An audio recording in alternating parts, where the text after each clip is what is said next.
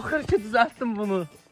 Sən ha, nə olub Ayqa? Heç niyə Ayqa? Sevgilimdən ayrılmışam. Yəni vəziyyət o vəziyyətdir. Ayqa, sevgi zadım var. Hamısı boş şeydir. Sevgi zad yoxdur Ayqa. Sən nə danışsan? Leyli Məcnun, Fərhad və Şirin və bunlar nədir bax? Elə yaxşı oldu. Bunu sınaqdan keçirməyin vaxtı da bədi görün. Allah sənən bunu al Ayqa. Nədir? Elə olsa keyfim də yoxdur. Başına keçir mən sadəcəm. Dana gedə öz gözünlə gördün Ayqa nədir, nədir? Nədir ki? Ayravanı Çandrika. Yeravana yeri. Kintamanı işvarı. Axır ki gəldik. Hara gəldi? Bura. Keçmişə gəlmişik. Keçmişlər. O görüm hardadır. Vay Məcnun, buraya gəlmə. Nədir? Siz kimsiniz? Yardım.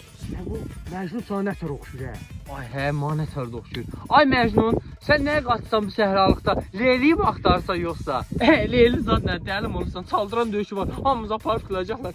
Bir də mən o Leyliyi sevirdim. Xaram oğlum, şurada o bığı vardı. Mənə görmüyorsunuz ha. Yaxşı, görməmişik səni. Xəstədir. Görsən mən sənə sevgi zad yoxdur. Ay, hamısı boş şeydir, boş şey. Hələ bu Fərhad al, orada da. Buralar Fərhad. Gəl Ayqa, gəl. Ay Fərhad, nə qarsan bu da? Sən Şirinin hanı Şirinin? Nə qaracam? Ayqa kartov əkirəm dana. Şirin də başını bırax. Evzat tutuqlar saxlayanı var. Bəs gələ getsin. Pul qazanmalıyım, pul. Pul. Görsən may səndən Ayqa, sevgi zad yoxdur, hamısı boş şeydir. Oy, barışır hə, qız barışır. Ay sənan, ay hara qaçırsan? Ay sənan, mən burada qaldım axı, boy. Ay Fərhad.